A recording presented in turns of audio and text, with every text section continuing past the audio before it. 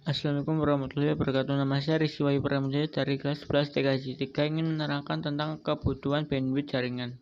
Bandwidth adalah suatu nilai konsumsi transfer data yang dihitung dalam bit atau detik atau yang biasanya disebut dengan hit per second atau bps antara server dan klien dalam waktu tertentu. Bandwidth adalah untuk menghitung transaksi data. Berikut ini penjelasan masing-masing bandwidth. Bandwidth digital adalah jumlah atau volume suatu data atau dalam satuan bit per detik yang dapat dikirimkan melalui saluran komunikasi tanpa adanya distorsi.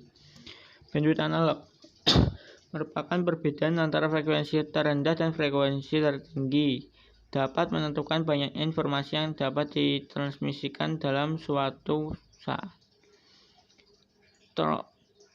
Throughput adalah bandwidth aktual atau bandwidth sebenarnya yang terukur pada suatu ukuran waktu tertentu dalam suatu hari menggunakan route internet yang spesifik ketika sedang mendownload file.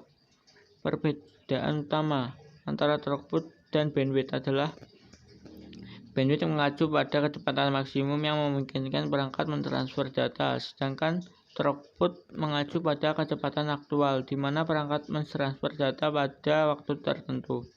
Faktor-faktor yang mempengaruhi bandwidth dan throughput: A. Piranti jaringan, tipe data yang ditransfer, topologi jaringan, banyaknya pengguna jaringan, dan lain-lain. Kebutuhan bandwidth dalam jaringan. Kenapa mengetahui perlu kebutuhan bandwidth?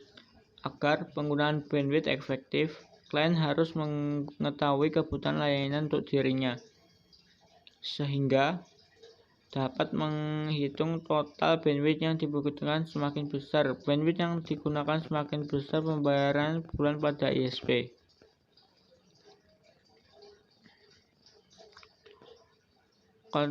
Keragaman kebutuhan bandwidth sesuai kebutuhan. Bandwidth yang mengacu pada data rate yang didukung oleh koneksi jaringan yang terhubung ke jaringan yang biasanya dideskripsikan dalam istilah bit per second atau bps, atau dalam bit per second atau bps.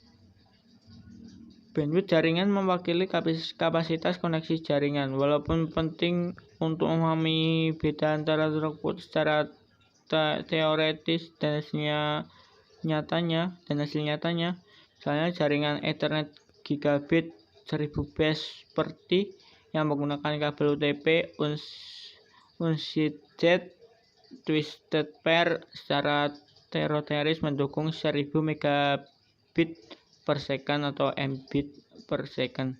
Tapi level ini tidak pernah bisa dicapai dalam praktiknya karena perangkat keras dan sistem perangkat lunak yang digunakannya. Sekian dari saya, terima kasih.